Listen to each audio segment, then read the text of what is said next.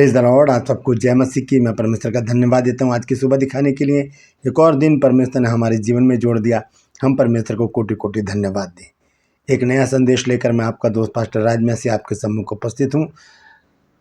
बने रहिएगा मेरे साथ। आज का जो संदेश है वो बहुत ही महत्वपूर्ण है और वो उसके आप थंबनेल से ही समझ गए होंगे कि हम एक काम करेंगे, परमेश्वर दो काम करेगा। अब जानने की ज़रूरत यह है कि वो एक काम कौन सा है जो हम करेंगे और वो दो काम कौन से हैं जो परमेश्वर करेगा।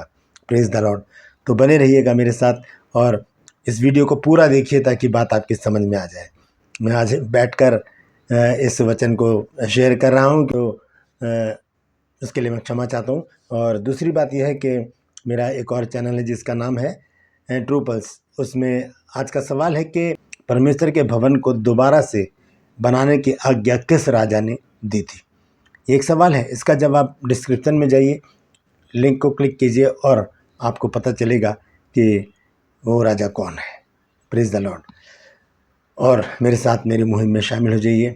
जिद है सच को फैलाने की। Praise the lord. तो बेंगलोर से एक और नया संदेश लेकर मैं आपके सम्मुख उपस्थित हूँ और आपसे गुजारिश करता हूँ कि आप अपने प्रेयर रिक्वेस्ट हमें भेजते रहिए। यहाँ पर मैंने दो नंबर दे रखे हैं। दो बहनें हैं हमारी, बहन रेखा और बहन एस्तर। इन दोनों के पास बहुत से लोग मैसेजेस कर रहे हैं, फ़ोन करके प्रार्थनाएं करवा रहे हैं और बहुत सारी गवाहियाँ उनके जीवन में आ रही हैं। एक बहन है, बहन रेखा को उन्होंने फ़ोन किया था और राजस्थान से वो बहन थी, उनकी बेटी बहुत ज़िद्दी थी। तो एक ही दिन में परमेश्वर ने उस काम को किया और वो लड़की बिल्कुल सुधर गई है। उन्होंने गवाही दी और उसकी रिकॉर्डिंग मेरे पास पड़ी है। मैं आने वाले दिनों में वो आपके साथ शेयर करूँगा। Praise the lord. तो आइए एक छोटी सी प्रार्थना करके आज के इस वचन को मैं शुरू करना चाहता हूँ। मेरे साथ इस प्रार्थना में शामिल हो जाइए। जीवित और महान दयालु पिता परमेश्वर, मैं तेरा धन्यवाद देता हूँ, तेरा शुक्र, तेरी तारीफ, तेरी बड़ाई करता हूँ प्रभु, क्योंकि तू इस योग्य है।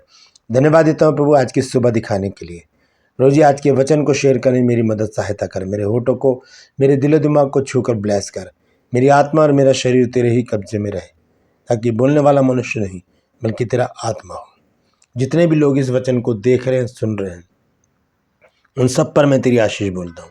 हर एक को आशीषित कर। हर एक की रोग, बीमारी, चिंता, परेशानियाँ, दुख, तकलीफें, क्लेश, रंजिशें, तफरके, मन मुटाव प्रभु जी हर एक के घर से दूर कर। कर्जे प्रभु जी, बेरोजगारी, बांझपन, नशा हर एक के घर से दूर कर दे प्रभु, ताकि तेरे बच्चे आनंदित रह सकें और तेरी महिमा कर सकें। धन्यवाद देता हूँ प्रभु, तूने मेरी प्रार्थना को सुन लिया। प्रभु यीशु के नाम से मांगता हूँ, आमीन। Praise the lord. तो आइए आज के संदेश को हम शुरू करेंगे। छोटा सा संदेश है लेकिन बहुत महत्वपूर्ण है और इसमें हम आज जानेंगे कि वो दो कौन से काम हैं जो परमेश्वर हमारे लिए करेगा और वो एक काम कौन सा है जो हमें करना है, करना चाहिए और करते रहना चाहिए। आइए उस वचन को पहले हम पढ़ेंगे, वो कहाँ लिखा है, उसके बाद हम उसको विस्तार से देखेंगे कि परमेश्वर हमें क्या समझाना चाहती है। प्रभु यीशु मसीह के शब्द है। मरकुस रचित सुसमाचार जब हम पढ़ते हैं, उसके 11 अध्याय और उसके 25 पद को जब हम पढ़ते हैं, यहाँ पर वो बात लिखी है। यहाँ लिखा है, यीशु मसीह ने कहा, और जब कभी तुम खड़े हुए प्रार्थना करते हो तो यदि तुम्हारे मन में किसी की ओर से कुछ विरोध हो तो क्षमा करो, माफ करो, इसलिए कि तुम्हारा स्वर्गीय पिता भी तुम्हारे अपराध क्षमा करे। और आगे लिखा है, और यदि तुम क्षमा ना करो तो तुम्हारा पिता भी जो स्वर्ग में है तुम्हारा अपराध क्षमा नहीं करेगा। तो जिसके अपराध क्षमा नहीं हुए, क्या परमेश्वर उसकी प्रार्थना सुनेगा? हम देखते हैं यूहन्ना की पत्री 9 अध्याय और उसके 31 पद में क्या लिखा है। लिखा है, हम जानते हैं कि परमेश्वर पापियों की नहीं सुनता, परंतु यदि कोई परमेश्वर का भक्त हो और उसकी इच्छा पर चलता है तो वह उसकी सुनता है। भक्त हो और उसकी इच्छा पर चलता है। क्या इच्छा है आज परमेश्वर की? आज परमेश्वर की इच्छा है कि हम माफ़ करें, हम माफ़ी देना सीखें, हम माफ़ करना सीखें। ये परमेश्वर का वचन आज हमें बताता है। आज परमेश्वर की इच्छा क्या लिखा है कि हम जानते हैं कि परमेश्वर पापियों की नहीं सुनता। जिसके अपराध क्षमा नहीं हुए तो वो तो पापी ही हुआ ना। और लिखा है कि जब हम दूसरों के अपराध क्षमा नहीं करेंगे तो हमारे कैसे होंगे। तो लिखा है, हम जानते हैं कि परमेश्वर पापियों की नहीं सुनता, परंतु यदि कोई परमेश्वर का भक्त हो और उसकी इच्छा पर चलता है तो वह उसकी सुनता है। तो आज के दिन परमेश्वर की इच्छा क्या है, सुन लीजिए। मरकुस 11 अध्याय और उसके 25 पद में जब हम वापस आते हैं तो वहाँ पर क्या लिखा है। यहाँ लिखा है कि और जब कभी तुम खड़े हुए प्रार्थना करते हो तो यदि तुम्हारे मन में किसी की ओर से कुछ विरोध हो तो क्षमा करो। दोस्तों, ये एक काम है जो हमें करना होगा, माफ़ करना होगा। हमें माफ़ करना होगा। हम अपने मन में कुड़कुड़ाहट, बुड़बुड़ाहट, जलन ये लेकर नहीं चल सकते, क्योंकि हम प्रभु के लोग हैं। प्रभु ऐसी चीज़ों को पसंद नहीं करता। प्रभु चाहता है कि हम अपने मनों में कोई भी बात, कोई भी कड़वाहट लेकर ना चलें। भजन संहिता 37 अध्याय और उसके 8 पद में क्या लिखा है। यहाँ लिखा है कि क्रोध से परे रहे और जलजलाहट को छोड़ दे, मत कुड़, उससे बुराई ही निकलेगी। ये कुड़कुड़ाहट, ये क्रोध, ये जलन, ये जलजलाहट हमको छोड़नी पड़ेगी दोस्तों, तभी तो हमारी प्रार्थना सुनी जाएगी। तभी तो प्रभु 2 काम हमारे जीवन में करेगा।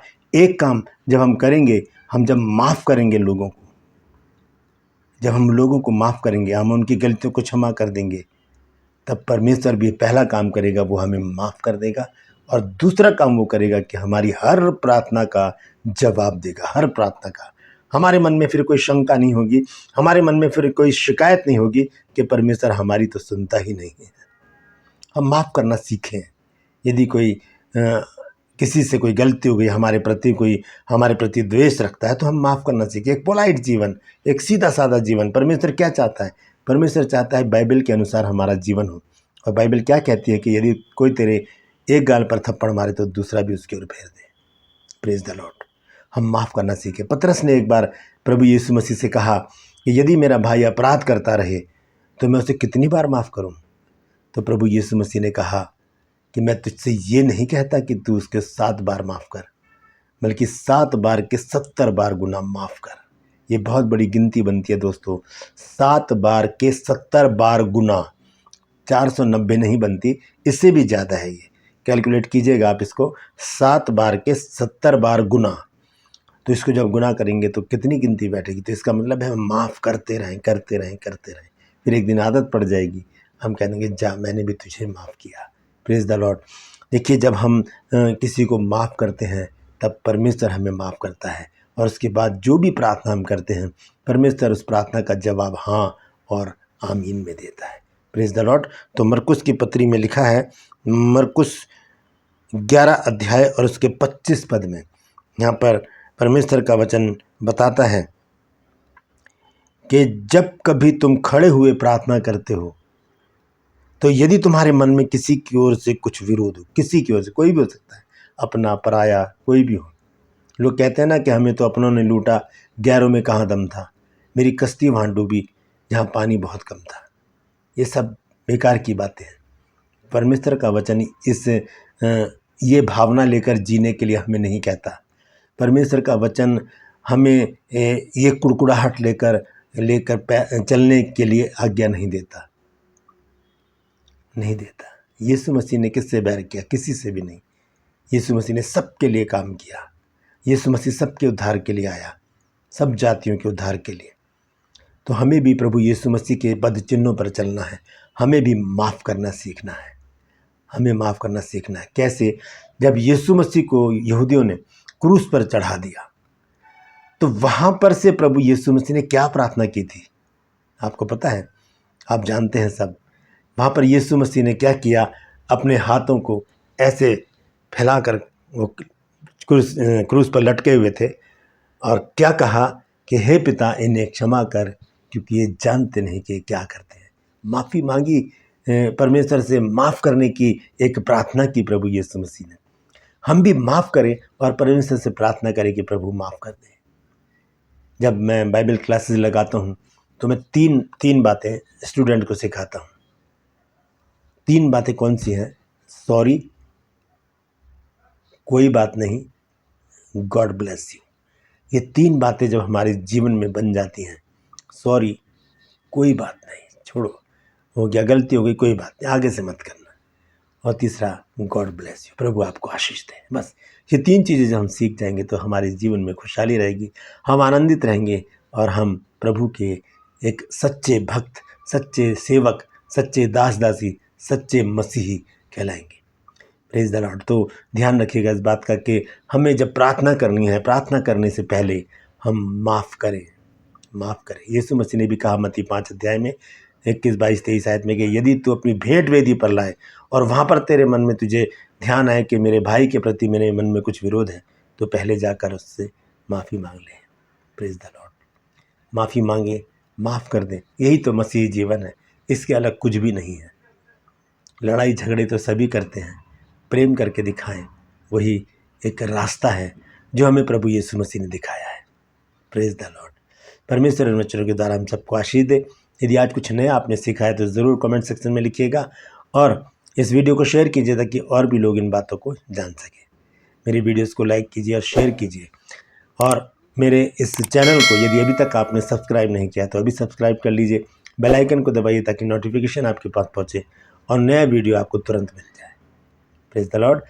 आज का जो सवाल है ट्रू पल्स में वो है कि परमेश्वर के भवन को दोबारा बनाने की आज्ञा किसने दी, कौन से राजा ने दी। डिस्क्रिप्शन में जाइए, लिंक को क्लिक कीजिए और देख लीजिए 15 सेकंड में आज के सवाल का जवाब। Praise the Lord. ये 2 नंबर मैंने आपको दे रखे हैं, आप इस पर ज़रूर फ़ोन करके अपनी समस्याएं, अपने बीमारियों के विषय में, किसी भी विषय पर आप प्रार्थना करा सकते हैं। दोनों बहनें बहुत अच्छी प्रार्थना योद्धा हैं और उनकी प्रार्थनाओं से लोगों के जीवन में काम हो रहे हैं। एक बार ज़रूर आजमाइए, कॉल कीजिए और उनसे प्रार्थना ज़रूर करवाइए। कॉल सेंटर है हमारा word of truth prayer centre, इसमें आपका स्वागत है, आप जब कभी भी प्रार्थना करवा सकते हैं। Praise the Lord. आज के लिए बस इतना ही, फिर मिलूंगा एक नए संदेश के साथ, एक नया वीडियो लेकर। तब तक के लिए मुझे इजाज़त दीजिए, लेकिन अपना और अपनों का ख्याल रखिए और माफ़ कर दीजिए सबको। Praise the Lord.